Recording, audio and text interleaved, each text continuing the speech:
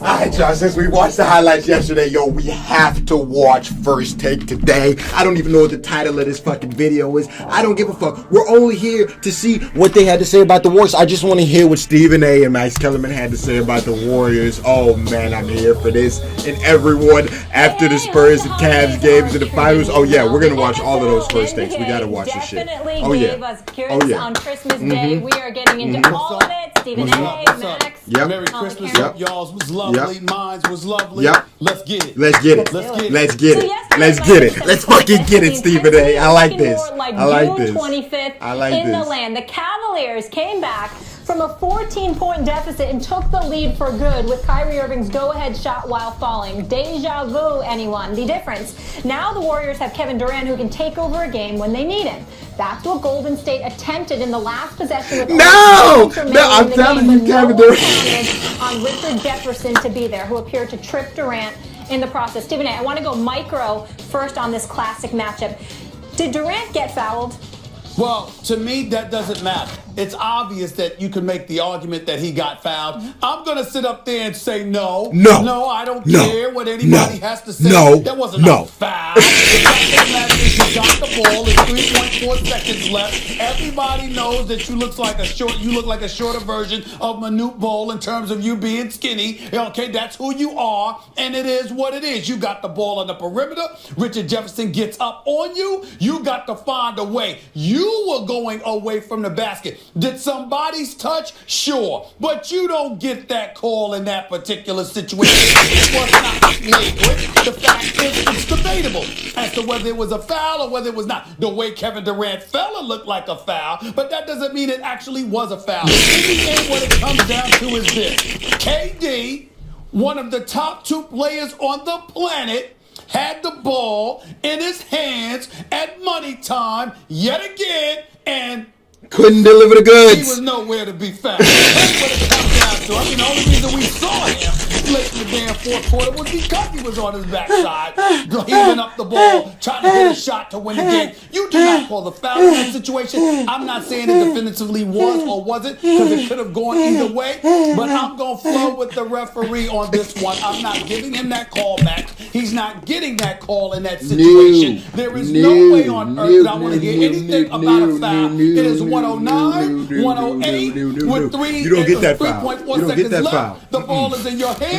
You are one of the top 2 players in the world. I don't know about that, you shoot 50% from the field. You are a scoring machine. You have an opportunity to go down as one of the, if not the greatest scorer in the history of basketball. You got to do something in that situation. He did it. That's it. Stephen A. And by the way, it was against Richard Jefferson, who impressed me, by the way. I'm very proud of him. But I'm just saying, 36-year-old Richard Jefferson is guarding you, and somehow, some way, you stumble over your feet. No, I'm not giving him that call. I'm not doing it. Remind me, because it was a while ago already. What was the question? Did he get fouled? Okay. Yes, he got fouled. He didn't trip over his feet. We don't know that. Jefferson, we don't know that. You have evidence of that? Max, you were doing so. Max. Can we see the overhead view? Can we see the overhead view of the video? Max, Richard Jefferson, he didn't just trip over his foot. He stepped on his foot right there. Oh, really? Really? You sure? Yeah. You sure? Yes. In boxing, that happens all the time. When a southpaw fights an orthodox fighter, their feet get tangled and they trip. That is a quote-unquote veteran move. I'm not aware that tripping that's not flagrant is a foul. These things happen. The big feet on the floor together. What do you want him to do? He stepped on his foot and he tripped them. Now, I will withhold the rest of my analysis of what happened. A lot of you guys were tweeting me pictures of like the trip slow down in slow-mo and shit. Like, okay, we get it. He got tripped. I don't give a fuck. He didn't get tripped. Oh, it's very equivocal. It's very equivocal. It's not unequivocal. It's equivocal. I'm going to tell you something right now for me. Listen, there's going to be contact.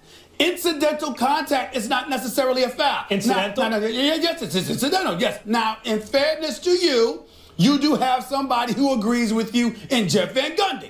Me, I have somebody who agrees with me in Mark Jackson. You understand? I'm a flow with Mark Jackson on this one. Even though I have nothing but profound respect for the A-team overall. Yes. Jeff Van Gundy, Mark Jackson, Yes. led by my brother from another mother, Tim Corrigan. But the bottom line is that it was relatively incidental, and I'm not giving him that call. I'm not giving it to him. I want to bring up someone to you, another famous person with an initial in their middle name. Okay. Stephen Jay Gould. Okay? Who the hell Stephen is Jay that? Gould was an evolutionary biologist. Oh my God. Who wrote about Don Larson's perfect game in the World Series. Right. And the fact was that the umpire who called the last strike went back and cried privately after the game. He wrote about it later because he knew the pitch was 6 inches outside. Oh, okay. And the question that Stephen Jay Gould posed was, Stephen is Jay truth, Gould. That's right, All right. evolutionary biologist, dropping someone with a knowledge. philosopher. What's your pen? Yep. I appreciate the knowledge. The Keep question going. was, Keep is going. truth spot Okay. or circumstance? All right. And he argued, as a Yankees fan who wanted Don Larson to have a perfect game, that truth is circumstance. And maybe it is. But if you isolate the question as to whether or not it was a foul, the answer is take circumstances out of it. Okay. Yes, it was. Couple The of truth questions. is the Couple spot. of questions I didn't here. learn that. No. Couple of questions here. No. Stephen, is that with a PH or a V? PH. PH, right? That's PH. And the Gould, how do you spell it? J. G-O-U-L-D. That's G-O-U on the That's Stephen J. The late great. That's Stephen J. Gould right here. Biologist. To come to Kevin Durant's defense, you bring up a biologist? Is that what you just did? That's how bad it got Kevin Durant. Molly, that's how bad it got Kevin Durant. Max Kellerman brought up a biologist to come to the defense of Kevin Durant. That's what Kevin Durant, you're one of the top 2 players in the world, and Max Kellerman. Now, you actually. That's just like y'all bringing up. They only lost by 1 point. Knows his basketball. It's like you give me credit for knowing my boxing. I'm gonna give you credit for knowing your basketball. You know your basketball. You know how great Kevin Durant is. You know what a superstar he is. You know what a I'm laughing because a lot of y'all watching this that are Warriors fans are just like this. Y'all just like this. Y'all pulling out anything out y'all ass to try and make an excuse. Somebody explain to me why Kyrie outplays Curry every game. What you got to say to that? Stephen J. to explain what you're posing as a scenario. You're asking, is truth spot or circumstance? You, as Stephen J. did, are arguing truth is circumstance. I have not yet weighed in on that matter. All I'm saying is, if you're asking, technically, is that a foul? The answer is yes. But you don't understand. I'm not knocking you for it. I'm saying you've helped Durant because you've come up, because the basketball gods everywhere is like, we don't want to hear that. Outside of the Warriors fans, they don't want to hear that. I want to hear something. But Max comes up with a biologist, so we got to sit back and scratch our head and go like this. Damn, I got to think about that just a little bit here. I didn't think about the biologist. Man, this is what I got to do to help Durant, who's one of the top 3 players in the world, 6'11", 7'6" wingspan, can pull up from 30, average 30 in his sleep, and got a 36-year-old in Richard Jefferson defending him and can't get a shot off until he's laying on his backside. He got He tripped him. Dude, Molly, shut your... Dude, Molly. All right, you guys want to get to the rest of the game? Let's go. All right. LeBron James had 31 points, 13 rebounds. Kyrie Irving added 25 points, 10 assists, and 7 steals, and hit the game-winning shot with 3 seconds in Clay's remaining. mouth. The first go-ahead shot In in the Clay's final 5 Grillo. seconds on Christmas Day since Derrick Rose 5 years ago. In Clay's Grillo. Now we can go macro. Yeah. What did you learn from this finals rematch? That the Cavs are the better team. Worse trouble than I anticipated. Right. You know, Right. to begin the season, Right. I thought, Right. look, this Right. look, back it up a couple years. The Cavs take the Warriors 6 tough games without Kyrie or Kevin Love. So now I'm thinking, all right, they got Kyrie and Kevin Love. They got this against the Warriors. But over the course of the season, I saw what the Warriors were doing, and I thought, the Cavs have nothing for them. And then what we found was the Cavs had plenty for them. LeBron and Kyrie was too much for those guys because their best player, Steph Curry, and Steph, I love Steph Curry, but I got to say what I think. LeBron took his heart. That's how I saw it. LeBron during the finals. Okay, go ahead. What was it, game 5 or 6? when he blocked the shot and screamed on him. And screamed on him and looked at him like, oh my Lord. That was LeBron's defining moment right there. Go ahead. Who was Go it? ahead. It was LeBron James Jimmy who said, blocking Steph Curry. scream on you like your dad. Screamed on him like his dad. What you think? And Steph didn't say anything back. He didn't say anything back. Out of And he psychologically dominated him. And then they wound up winning. And LeBron and Kyrie He did said it he down the stretch. psychologically But then I done. thought they went 7 tough games. And they were kind of lucky to win in Game 7 on the road. Give Cavs all the credit. And now the other team adds Kevin Durant. Yeah, I know Bogut's defensively important and this and that, but you add Kevin Durant to that and you barely lost in 7? Oh, that's too much. It's too much firepower. But what we just saw was that to integrate a piece as large as Durant, even if it's just one piece, forget about what else they're missing defensively. To integrate that piece is a big thing. And the Cavs have continuity, Stephen A. They got the same team, basically, same coach. They're just coming off the win, which means they know they can do it.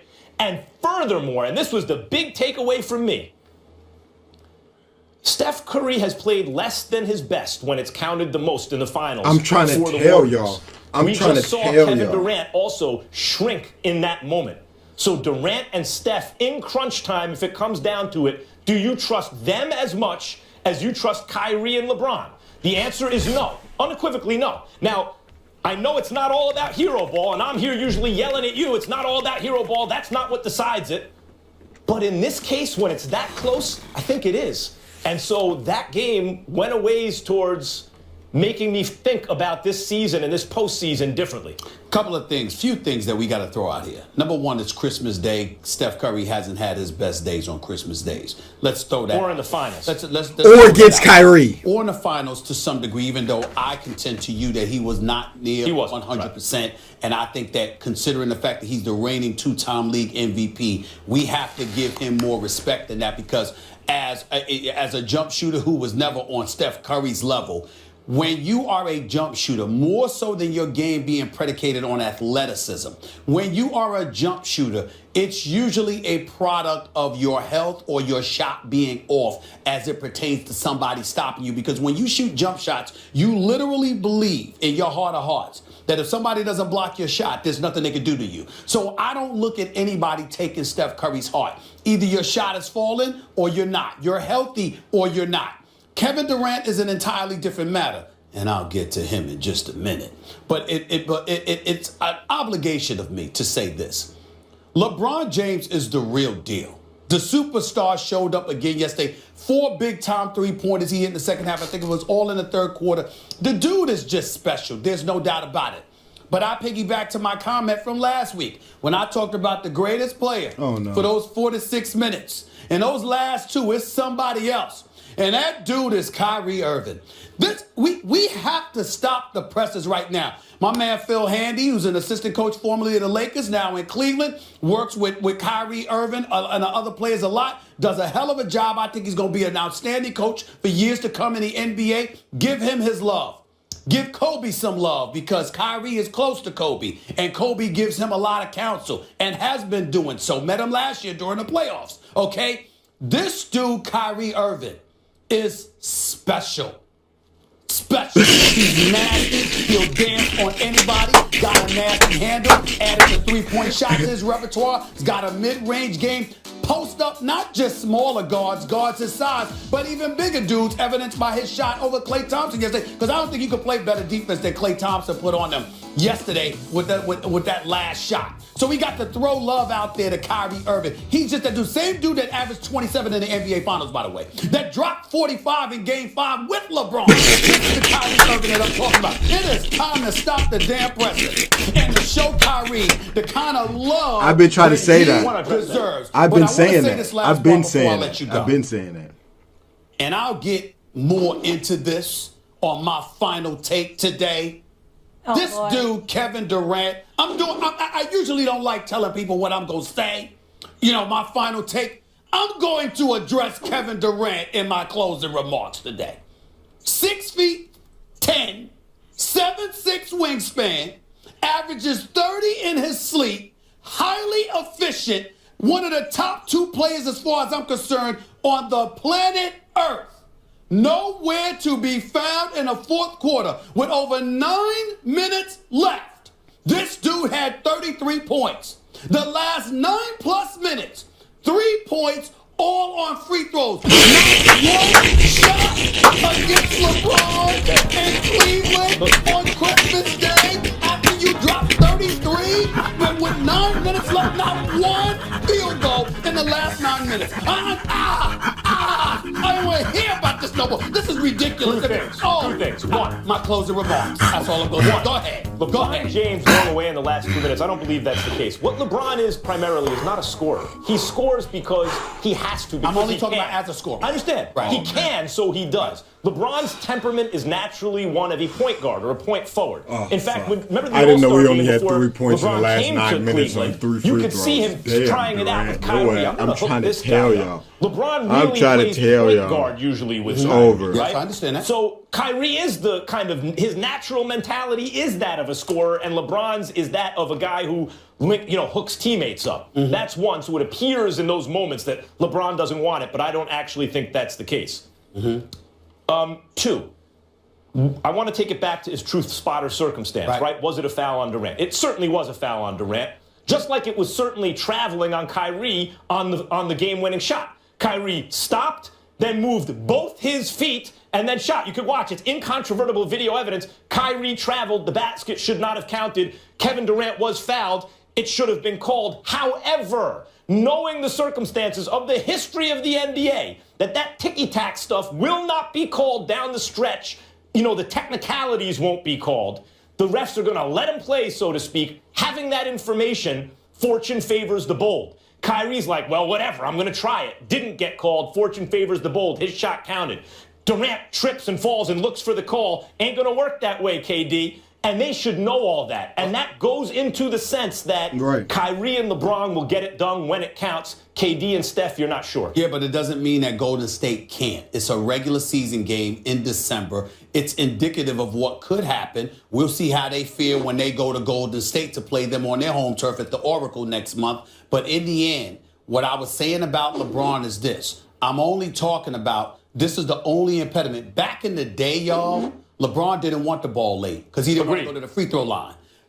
He's overcome that years ago. Yep. Now, yes, he could be a point forward and all of those different things. I'm simply making the case that when the game is on the line and you want the ball in somebody's hands, he's not that top 5 guy that you want the ball in his hands in those clutch moments because he's make or miss, because he's a scorer, he's a lot of things, but he's not a shooter, he's not a marksman like other guys are, but he's still a top 5 player in the world. It is what it is. Again, I'll get into Kevin Durant with my close of my final take. It was such a good game. Okay, but it was a fantastic game. It was special. Has me looking forward to the finals. I wish the rest of the regular season was that damn exciting. No question. The Warriors seem to be 2 down on that loss. The last 3 NBA champions all lost their Christmas Day games. We want you guys to head over to Twitter, weigh in on a topic we're going to get to a little later in the show. Who's LeBron's best teammate ever? Kyrie Irving or Dwayne Wade? We want to hear from you guys. Kyrie Irving. Kyrie Irving, no doubt. Kyrie Irving. Kyrie Irving. Kyrie Irving. Kyrie Irving. Thank you, Stephen A., for giving Kyrie Irving his credit. Max just really brought up how Kyrie traveled and Durant should have got the foul.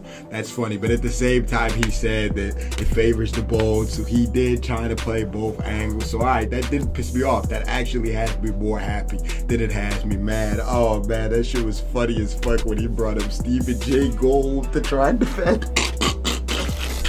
Wow, you Warriors fans will bring up anything, man. Y'all tweet me pictures of fucking Richard Jefferson stepping on his toe and all types of, man, you guys got excuses for days. Somebody, they only lost by 1 point. We didn't have JR. What the fuck? We could go on and on about this should happen and that should happen. It could have called way more calls on Durant on those fucking charges, blockings, whatever, than they did. But anyways, we're not gonna go into that. Tweet more ideas, Instagram to me, subscribe if you're new. Almost to 600K. Thank you guys for the support. We had to watch this. This just had to be done. Tweet me more ideas, Instagram to me, comment, all of that fun bullshit. I'm gonna go beat my fucking meat. Yeah, Warriors choked at 3-1. Choked again to the Cavs. Good shit. You guys are looking swell out there. Fucking me, yeah, take your bitch ass home. Stop chewing on your damn mouthpiece. That's another thing. Why we always letting that slide? Stephen Curry always chewing on that mouthpiece. Boy, get your gay ass, boy. Get your thumb sucking ass, boy. Get your blanking eating ass, boy.